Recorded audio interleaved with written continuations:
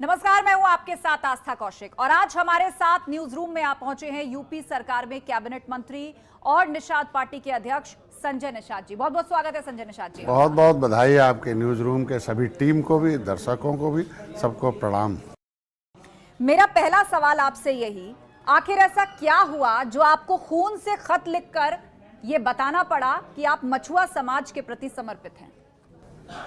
मैं तो उस खून से लिखा हुआ पत्र था कि प्रधानमंत्री मोदी जी को बधाई देना था, एनडीए की सभी घटक दलों को बधाई देना था, कि बताना था कि हमारे लोगों ने देश को आज़ाद कराने के लिए खून दिया है, लेकिन पिछली सरकारों ने इनका खून चूसने का काम किया है। अंग्रेज़ों मुगलों ने तो कानून बनाकर खून चूसा था, लेकिन पिछली सरकारों ने गलत नीतियों से, जो इनका criminal tribes act inquiry committee का रिपोर्ट का तान था समयानुसार 1949-50, तो उसको कूड़ेदान में डाल दिया था। तो मैं अपने को धन्य हूँ, और जो समाज ने वकील नियुक्त किया था, तो 40 वर्षों बाद फिर इस देश में एक ऐसा निषाद का बेटा वकालत करने लायक हो गया कि इससे पहले बी रामचंद्रन राव थे, जब राजीव गांधी प्रधानमंत्री थे, वो उनके सामने वकालत किया था कॉन्स्टिट्यूशन क्लब में, और उन्होंने एक्सेप्ट किया था राजीव गांधी जी ने कि इनकी दशा SC/ST से खराब है, ये गुदड़ी के लाल हैं, देश को आज़ाद कराने वाले लाल हैं, और ये बेहाल हैं, इनके लिए कुछ करना चाहिए। लेकिन उस रिपोर्ट को मीरा कुमारी जी लोकसभा अध्यक्ष थी, कांग्रेस ने उसको गायब करा दिया। तो मैं खून का खत उसके लिए आपको अपने खून का खत इसलिए लिखा हूँ अपने समाज के लिए। नारायण निषाद जी भी गोरखपुर में एक बड़ा निषाद मैं खून का खत इसलिए लिखा, अपने समाज के लिए लिखा था कि आप पसीना देते हो तो खून भी समय पर देना पड़ेगा, लेकिन मोदी जी को पुनः गद्दी पर बैठाओगे तभी हो पाएगा, क्योंकि आप जज मोदी हैं, जज भारतीय जनता पार्टी है, और तुम्हारा वकील वकालत कर रहा है। अगर आप पे अपने वकील पर भरोसा किए हो तो मुंशी से काम नहीं चलेगा, छोटे से वकील से काम नहीं चलेगा। मैं उस खत के माध्यम से उन्हें चिन्हित किया, बताया भी कि आपने अपना खून पसीना डॉक्टर संजय के साथ दिया, तो मैंने दिल्ली में वकालत किया, और धैर्य रखो, फिर से उन्हें गद्दी पर बैठाओ। लेकिन इस बात से आप कैसे इनकार करेंगे कि यहाँ पर भी एक श्रेय की जंग है कि कौन निषाद समाज के प्रति ज्यादा समर्पित है? एक तरफ आप हैं, एक तरफ मेरा समाज सब कुछ जानता है कि कौन। मैं किसी का नाम नहीं लेना चाहता हूं, क्योंकि हम नाम लेकर अपनी जुबान नहीं गंदा नहीं करना चाहता, लेकिन समाज सबको मालूम है कि आस्तीन के सांप कौन है, विभीषण कौन है, और कौन से लोग समाज के प्रति जो है क्या कर रहे हैं। मैंने समाज के साथ जो काम किया था मैंने उससे किया है। समाज के लिए आरक्षण की किताब लिखी, आरक्षण के हकदार सबसे पहले ये लोग। मैंने समाज के लिए ढूंढ कर ले आया पन्ना कि जो है सेंसस मैनुअल 1961 है समाज के लिए। मैं कहता तो रोज देखिए, मैं तो बधाई देता हूँ कि जय भीम बोलने वाले जय निषाद राज बोलने लगे। मैं बधाई दे रहा हूं कि जय समाजवाद बोलने वाले किसी बहाने पर जय निषाद राज बोले, क्योंकि जब मोदी जी जय निषाद राज बोलते हैं, निषाद राज पार्टी के रूप में है, अगर निषाद राज पार्टी के रूप में मोदी जी ने पूरे देश के मछुआरों के नेतृत्व के लिए अगर 39 पार्टियों में निषाद पार्टी को एक जगह मिली, तो पार्टी अलग होती, नेता अलग होता। हम नेतृत्व करता है, जनता वो जो जानती नहीं। 70 साल से हमारा समाज सोया हुआ था, उसे मैंने जगाया है, हमें नेतृत्व सौंपा, हमें वकील माना है, मैं वकालत कर रहा हूं, मैं किसी के चक्कर में नहीं पड़ता हूं। संजय जी, अगले सवाल की तरफ बढ़ते हैं। आप लोग आरक्षण की लड़ाई लड़ रहे हैं, वो बात अभी तक कहां पहुंची? आप निषाद समाज के लिए आरक्षण की मांग कर रहे हैं, कहां तक पहुंची है वो बात? देखिए, पिछली सरकारों में जो विधायक मंत्री थे वो कुर्ता पहन के आते तो थे बेचारे, उनका दोष नहीं है। पार्टियां उन्हें लाती थी, चेहरा दिखाकर वोट ले लेती थी, पिछले सीट पर बैठा देती थी, उन्हें बोलने नहीं देती थी। ये तमाम नेता जो आपको दिखाई दे रहे हैं, जिनका नाम ले रहे हैं, जब वो सत्ता में तो कभी आवाज नहीं उठाए, एक लाइन का नहीं। मैं वकालत, वो भाड़े के पहलवान के रूप में बेचारे आते थे, जितना पाते उतने बोल पाते थे। आज मैं निषाद पार्टी के राष्ट्रीय अध्यक्ष की हैसियत से, निर्बल इंडियन शोषित हमारा आमदल के कोटे से मैं MLC भी हूं, मैं मंत्री भी हूं, और 11 विधायक के साथ विधानसभा में भी हूं, और उसी कोटे से, निषाद पार्टी के कोटे से एक जो है सांसद भी है लोकसभा में। हम वकालत कर रहे हैं। हम लोग वकालत करके जो हमारे दस्तावेज थे आरक्षण के, वो कांग्रेस ने गायब करा दिया था। हम उनके खिलाफ संसद भवन नई दिल्ली के मार्ग में मुकुल वासनी और शैलजा के खिलाफ मुकदमा लिखा रखा हूं। जो नेता उन पार्टियों में रह के हमारे ही आरक्षण की फाइल गायब कराते हो, जो नेता जो सपा बसपा के सहयोग से 2004 से 2014 तक केंद्र में सरकार चल रही थी कांग्रेस की, उन्हीं के समय मेरी फाइल गायब कराती हो। अगर उस पार्टियों में रहने जब मेरी फाइल गायब कराई गई तो हमें खोजना पड़ेगा कागज ने, तो मैंने, अरे पिछली सरकारों ने गायब कराई। नेता मैंने कहा ना कि मुकुल वासनी और शैलजा के खिलाफ ये जो आरक्षण की फाइल है आर्कियोलॉजी से लेके गए गायब करा दिया। उनके खिलाफ देखिए जो हमारा जो है प्रजापति महासंघ है और निषाद पार्टी सब मिलके हम लोगों ने उनके खिलाफ नई दिल्ली संसद भवन मार्ग में मुकदमा भी दर्ज करा दिया। मैं कहना इसको पूरा हो जाने दीजिए। पूरा अब आरक्षण कहां पहुंचा हो जान जाए जनता। अधूरा ज्ञान खतरनाक होता है। जब मेरे पास कागज नहीं था सरकार से मांग किया, 10 लाख लोग हम लोग आए रमादेवी पार्क में।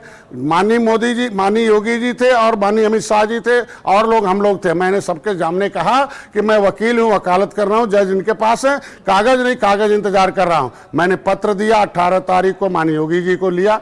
20 दिसंबर 2021 को योगी जी ने पत्र लिखा आरजीआई को कि भाई ये कहते हैं कि केवट मल्ला मझवार अनुसूचित जात के हकदार हैं। सेंसस मैनुअल में इनकी गिनती हुई थी, ये 70 लाख थे, 1961 में 7,000 हो गए। सच्चाई क्या है? दिशा निर्देश उत्तर प्रदेश सरकार को दीजिए। 70 साल में पहली बार मुख्यमंत्री ने आरक्षण पर फाइल मांगकर पूछा कि क्या दिशा है। आरजीआई ने एक्सेप्ट किया, 18/2022 को एक्सेप्ट किया और आज के दिन में वो प्रमाण हमारे पास है। और पहली बार है कि सामाजिक न्याय मंत्री ने एक्सेप्ट किया कि मझवार अनुसूचित जात का के रूप में हमारे यहाँ सूचीबद्ध है। उसकी जितनी भी मेंबर हैं उन्हें मिलेगा। हम कह रहे हैं मेरे पास अब दस्तावेज, लिखित दस्तावेज 70 साल मिला है। अब वकालत भी हो रहा है। जज फिर से, मोदी जी जज हैं और मोदी जी फिर से गद्दी बैठेंगे। कोर्ट ने, हाई कोर्ट ने कह दिया कि इनके मामले दिल्ली से होंगे, तो दिल्ली से होंगे। मेरा समाज अगर कुल मिलाकर आपके प्रयासों से ये जो आपकी जंग है वो सकारात्मक दिशा में जा रही है। अब मेरा सवाल ये है कि 2024 का चुनाव नजदीक आ रहा है, उसके लिए सभी अपने अपने घटक दलों को साथ लेकर चल रहे हैं, सबकी अपनी गोलबंदी हो रही है। निषाद पार्टी भी एनडीए की बैठक में शामिल हुई, लेकिन उसके ठीक 3 दिन बाद आपकी मुलाकात जेपी नड्डा से हुई। क्या मुलाकात हुई और क्या बात हुई? हम सौभाग्यशाली हैं कि 39 पार्टियों की बैठक में सभी पार्टियों को बोलने का अवसर मिला था। हमें भी बोलने का अवसर मिला था। 3 मिनट की जगह पर मैंने गलती से 5 मिनट बोल दिया और मैंने अपने समाज के पूरे दुख दर्द को बताया और सुझाव भी देना था, सलाह भी देना था। अगर हम लोग एनडीए के घटक हैं तो हम लोगों ने संकल्प लिया कि एनडीए के प्लेटफार्म पर हम उनके एक साथ मिलकर वो अगुवाई करें। बड़ी पार्टी भारतीय जनता पार्टी और क्षेत्रीय दल इसीलिए हुए, उनकी समस्या है। कोई भी क्षेत्र, धर्म, जाति के लोग इसीलिए दल बनाए हैं, उनकी समस्याएं छोटी छोटी हैं, उनके भी समाधान के लिए प्रयास किया जाए। माननीय मोदी जी को धन्यवाद दूंगा कि उन्होंने अपने वक्तव्य में कहा कि जो भी दल जो भी बने उनकी जो समस्याएं हैं वो संवैधानिक ढंग में। माननीय नड्डा, मैंने राष्ट्रीय अध्यक्ष से उस दिन बात किया था कि हम मिलना चाहते हैं, हमारी कुछ समस्याएं हैं। मैंने उनके सामने समस्याएं रखा कि भाई आज के दिन में हमारी जो आरक्षण के मुद्दे हैं, मुझे बताइए आश्वासन। मैंने उनसे बताया नड्डा साहब से कि आपकी सरकार चल रही है उत्तराखंड में। उत्तराखंड में एक शासनादेश, मैं सुझाव तो देना पड़ेगा ना, सलाह देना पड़ेगा। आप वकील तो प्रमाणी ला के देंगे। तो मैंने उनसे भाई उत्तराखंड में आपकी सरकार चल रही है, वहाँ शिल्पकार जाति नहीं जातियों का समूह है, एक सिस्टम, एक शासनादेश है। वैसे उत्तर प्रदेश में एक बहुत साधारण सा काम है कि मझवार जाति नहीं जातियों का समूह है, एक शासनादेश चला जा। हम पिछड़ी जात से निकले हुए हैं, लटकू राम बने हुए हैं। सीटें मिलेंगी? हम लोग सीट के लिए नहीं, जीत के लिए कहा। उनसे मैंने दिशा निर्देश मांगा कि भाई हम पिछले बार 1 सीट थी 2017 में, आपके साथ मैं आया, बिना चुनाव लड़े मैं आपके सिंबल पर लड़के प्रवीण को भेजा था। मैं 2015 में धैर्य रखा, 2022 में आपने हमें 15 दिया और 15 सीट में हमने कुछ लिया नहीं था। आपसे हारी हुई सीट 10 लिया था, 11 लिया था और 5 आपके सिंबल पर लिया था। जो हारी हुई सीट लिया था उसमें हम दोनों ने मिलकर जीत दर्ज कराई और 5 उनके सिंबल पर लिया था, उसमें 3 निषाद को जिता के लाए, निषादों को जिता कर लाने के लिए। तो आज के दिन में मैंने कहा कि हम लोगों को मिलकर एक रणनीति बनाकर जितनी भी हारी सीटें हैं, मैंने उनसे कहा कि और भी प्रदेश हैं, छत्तीसगढ़, महाराष्ट्र, मैंने उनसे कहा कि और भी प्रदेशों में सीट बंटवारे से जुड़ा हुआ मैंने उनसे कहा कि कहा ये जा रहा है कि आप लोकसभा चुनाव में सीट बंटवारे को लेकर अपना शक्ति प्रदर्शन दिखाना। नहीं, हम कोई शक्ति प्रदर्शन नहीं, शक्तिशाली हमारा समाज है ही है। अंग्रेजों को भगाए, मुगलों को भगाया। मैंने उनसे कहा कि मेरी शक्ति जो है मध्य प्रदेश में भी है, मैंने चुनाव लड़ा था 26 सीटों पर, मेरी शक्ति छत्तीसगढ़ में भी है, मेरी शक्ति वक्त मैं चुनाव लड़ा था वहाँ 3 सीटों पर, मैं और जगहों पर महाराष्ट्र में, तमिलनाडु में है, आंध्र प्रदेश, मैंने उनसे कहा कि प्रधानमंत्री जी ने हमें 26,000 करोड़ रुपया 6 साल में दिया है, कांग्रेस ने केवल 3,000 करोड़ रुपया 67 साल में दिया है। इसका प्रचार प्रसार होना चाहिए और मछुआरों के लिए जो जो काम नीतियां बनी है, हमारे उत्तर प्रदेश मछुआ कल्याण कोष की स्थापना हुई है, उसमें 25 करोड़ रुपया है। हमारी आबादी ज़्यादा है मछुआरों की, तो 25 करोड़ में मछुआरों का हित नहीं सधेगा, उसमें हमें और बजट चाहिए उनके लिए देने के लिए, कोई केंद्र से नीति बने। और जीत के लिए हम लोगों ने बात किया, सीट तो उनसे कहा कि सम्मानजनक आपका काम है देना, आप यूपी गार्जियन में बीजेपी बहुत बड़ा लक्ष्य लेकर चल रही है, मिशन 80 उसका नाम है, और उसके लिए सभी दलों को शामिल करने की कवायद है, आप उनके साथ हैं। ओपी राजभर को लेकर सस्पेंस बना हुआ था, अब सुभाषपा भी बीजेपी यानी एनडीए के साथ आ गई है। लेकिन ओपी राजभर जिस तरह से कहे जाते हैं, उनको राजनीति में अलग अलग शब्दावली दी जाती है कि वो कब कहां किस करवट बैठ जाए पता नहीं। और जब गठबंधन से अलग हुए थे तब भी बहुत तरह की बातें उन्होंने बीजेपी के वरिष्ठ नेताओं के कही, लेकिन आप उनको अपना बड़ा भाई बताते हैं। उन्होंने किसी को सांपनाथ कहा है, किसी को नागनाथ कहा है, अलग अलग संज्ञाएं दी हैं। देखिए, मैं निषाद राज का वंशज हूँ। कभी त्रेता में भगवान राम ने निषाद राज को गले लगाया था, और निषाद राज भगवान राम ने रात्रि विश्राम किया था, निषाद राज ने सेना दे के रावण राज खत्म किया था। आज भारतीय जनता पार्टी एक निषाद राज के वंशज के बेटे डॉक्टर संजय को गले लगाया है। मेरा एक ही उद्देश्य है कि हम लोग एक राजा के वंशज हैं, हम देश को अंग्रेजों मुगलों से लड़े, उनके द्वारा उजाड़े गए लोग हैं। हमारी एक भारतीय संस्कृति तो जन जन बोलने से क्यों बच रहे हैं? मैं कहा तो ओपी राजभर मेरे भाई हैं, उनके भी समाज का मुद्दा है, उनके समाज की जो स्थिति है वो भी क्रिमिनल कास्ट से प्रभावित, उनकी लड़ाई हम लड़ रहे हैं। अगर वो भी, उनके मुद्दे हमारे मुद्दे एक ही हैं, दोनों भाई अगर आ गए तो अच्छी बात है, हम दोनों लोग मिलकर जल्दी से उनकी समस्याओं का समाधान करेंगे। हमने अपने समाज के मुद्दे को निर्णायक दौर में पहुंचाया। नीति अब उनके ऊपर है, हमको लगता है कि अब नहीं कहीं जाना चाहिए, चूंकि अब सब रास्ता बंद करके आ गए हैं। अब रास्ता सबका दरवाजा ताला बंद करके आ गए हैं, तो कहाँ चाबी वो भी गायब है, तो जाएंगे कहाँ? अब भारतीय जनता पार्टी है, अब भारतीय जनता पार्टी उनके समाज का हित साध रही है, तो नेताओं को भी सम्मान वो देगी। हमें लगता है इतना सम्मान और कहीं नहीं मिले वाला, क्योंकि पहले भी राजभर भाई यहाँ थे, बाद में भी आए हैं, किसी के साथ गए भी थे, वो सबका कंपैरिजन करने के बाद आए हैं। अब कहाँ जाएंगे? जितना सम्मान यहाँ है वो कहीं नहीं मिलने वाला। ठीक है, आपने अपील की है कि मुस्लिम समुदाय प्रयागराज में निषाद राज गुहा के किले में जो मस्जिद है उसे वहां से हटा ले, ये पूरा मामला क्या है? देखिए, अपील करना हमारा धर्म बनता। मैं एक राजवंशज परिवार का हूं। हमें पॉलिटिकल गॉडफादर ऑफ फिशरमैन की उपाधि दी गई है। हमें नेतृत्व दिया गया है कि किसानों की वकालत करें, किसानों की निषादों की विरासत को उनको सौंपें। अगर मैंने निषाद राज किले को पर्यटक स्थल घोषित करवाया, 20 करोड़ 38 लाख रुपए देकर उसे एक निषाद राज ऑडिटोरियम बन रहा, भगवान राम और निषाद राज का गले लगे मूर्ति लग मस्जिद वहां कहां से आ गई? आपने उसको हटाने की बात करी। उसमें जो है, जब पुरातत्व विभाग ने लिख के, मैं पहले बामसेप और लोगों के अंबेडकर वादियों के साथ बना हूँ, पूरे अंबेडकर वादी यही कहते रहे कि राम नाम का कोई चीज़ नहीं, सब फ्रॉड है, रामायण गलत है। लेकिन यही पुरातत्व विभाग रामायण के आधार पर पुरातत्व विभाग ने निषाद राज के किले को खोदा, वहाँ खुदाई करा के हमारा किला बाहर कर दिया। उसी रामायण के आधार पर भगवान राम जहाँ सोए थे हो गया, रमचौरा घाट मिला। आप ये कह रहे हैं कि वहीं पर मस्जिद? मैं कह रहा हूँ जहाँ भगवान राम सोए हों तो उनके सीने पर कोई मस्जिद खड़ा कर दे।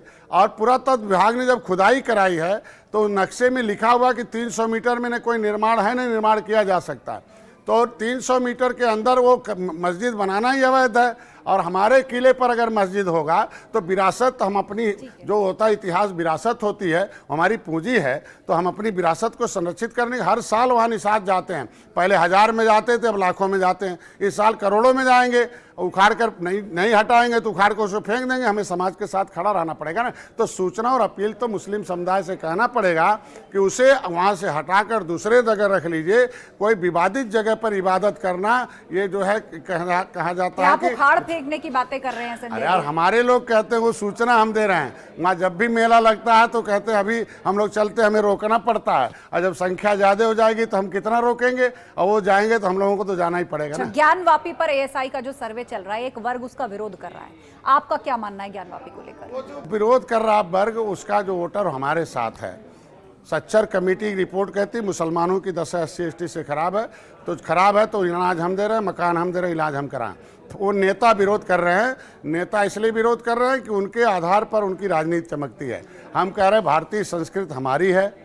आज के दिन में आप देखिए 2 तरह का इतिहास पढ़ाया जाता है, एक एंशिएंट हिस्ट्री पढ़ाया जाता है और एक मेडिवल हिस्ट्री पढ़ाया जाता है। एंशिएंट हिस्ट्री का जो काल है वो अलग है, मेडिवल हिस्ट्री का काल अलग है। जब जिस काल में हमारे निषाद राज थे, जिस काल में हमारे जो है भगवान राम कृष्ण थे, जिस काल में हमारे जो है महादेव रहे हों, उस काल में तो मुसलमान धर्म था ही नहीं, तो मस्जिद तो बाद में आई है ना। इसके मतलब उस मंदिर पर उस शिवलिंग पर तोड़कर बनाया गया, आज नहीं कल। जिस तरीके से पुरातत्व विभाग की खुदाई से निषाद राज का किला मिला है, उसी पुरातत्व विभाग से उसके देखिए कोई भी फैसला आज जज जो है, हम तो बधाई दूंगा मोदी जी को, अमित शाह जी को, योगी जी को कि लोकतंत्र अब है। अपना विधायिका अपना काम कर रहा है, कार्यपालिका अपना, न्यायपालिका अपना, मीडिया अपना काम। न्यायपालिका तब काम कर रही है जब हम एविडेंस दे रहे हैं। एविडेंस फोरेंसिक रिपोर्ट के आधार पर है। कोई भी जजमेंट आज के दिन में 302 का होता है, फोरेंसिक डिपार्टमेंट के हिसाब से होता है, रिपोर्ट के आधार पर। फोरेंसिक रिपोर्ट अगर हमारी जो है पुरातत्व विभाग देगा। चुनाव पर आ जाते हैं, चुनाव की बात कर लेते हैं। लोकसभा चुनाव आने वाले हैं, तो उत्तर प्रदेश के संबंध में अगर मैं पूछूं तो कौन से मुद्दे हैं जो हमें देखने के लिए मिलेंगे? किस तरह के मुद्दों को आप लोग उठाएंगे या फिर एनडीए जिन मुद्दों का जिक्र 2024 में करेगा? हम लोगों ने मुद्दे हल कर दिया, उसको हम दिखाएंगे। उत्तर प्रदेश को सर्वोत्तम वोट लेके जाएंगे ना, कि पहले कैसे माफिया राज था 6 साल पहले, गुंडा राज कैसे था, हमने उसे समाप्त किया। माहौल है आज के दिन में भय मुक्त वातावरण दिया उन्हें। जो वादा किया था गरीब, नौजवान, किसान, महिलाओं से, वो हमने पूरा किया है। हर जाति हर धर्म के लिए हमने कोई न कोई योजनाओं के माध्यम से, बेसिकली डॉक्टर संजय, आपके पास खुद भी एक मंत्रालय है, उसमें क्या कामकाज हुआ है, क्या उपलब्धियां निश्चित रूप से मैं लेकर जाऊंगा कि 70 हम तो देश के निषादों मछुआरों का नेतृत्व करते हैं और देश के लिए लड़ाई 13 जनवरी 2013 को निषाद राज के किले पर संकल्प लिया और वहाँ जो है संन्यास लिया पिछले जीवन से। और तब देखिए कि मस्त मंत्रालय दिल्ली में अलग हुआ और 20,000 करोड़ रुपया 6 साल में हम 26,000 करोड़ रुपया मालाए। और कांग्रेस 67 साल में 3,000 करोड़ रुपया दिया। प्रधानमंत्री मत्स्य संपदा योजना में 60% सब्सिडी दिया पूरे देश के। उत्तर प्रदेश में हमने देख लीजिए, पहले जब हम नहीं थे मंत्री तब क्या होता था, अब है हमारे पास तमाम निषादों को मिले दिया। जैसे अभी हम बताऊंगा कि गाजीपुर में रविंद्र निषाद को 2 करोड़ की मिल दिया, 1 करोड़ 20 लाख उसे सब्सिडी दिया, वित्तीय सहायता दिया हमने, अनुदान। हम रीना निषाद जो है अंबेडकर नगर में, उसे 2 करोड़ की मिल है, 1 करोड़ 20 लाख रुपए। आज के दिन में जो है अशोक निषाद है बस्ती का, आज के दिन में हमारे जो है दीपक निषाद गोरखपुर। जो भी उपलब्धियां रही आप उसे जनता के बीच में लेकर जाएं। बड़ी उपलब्धि एक है कि मछुआ कल्याण कोष की स्थापना करा दिया हूँ और उसमें मछुआरों के हितों के लिए, उनके लिए मकान, उनके लिए कम्युनिटी हॉल, उनके लिए इलाज, उनके लिए जो है शादी, उनके लिए जनता मुहर लगाएगी। आपके जो दावे हैं उस पर जनता मुहर लगाएगी। इन्हीं शुभकामनाओं के साथ बहुत बहुत धन्यवाद संजय निषाद जी, आप हमारे न्यूज रूम में आए और आपने सभी सवालों के बेबाकी से जवाब दिए। बहुत बहुत धन्यवाद। Thank you. तो ये थे हमारे साथ संजय निषाद, जिनका ये दावा है कि उत्तर प्रदेश के अंदर एनडीए 80 में से 80 सीटें जीतेगी। इतना ही नहीं बल्कि आसपास के जो राज्य हैं वहां पर भी बेहतर प्रदर्शन करेगी। इस खास कार्यक्रम में इतना ही। खबरें जारी हैं, आप जुड़े रहिए हमारे साथ।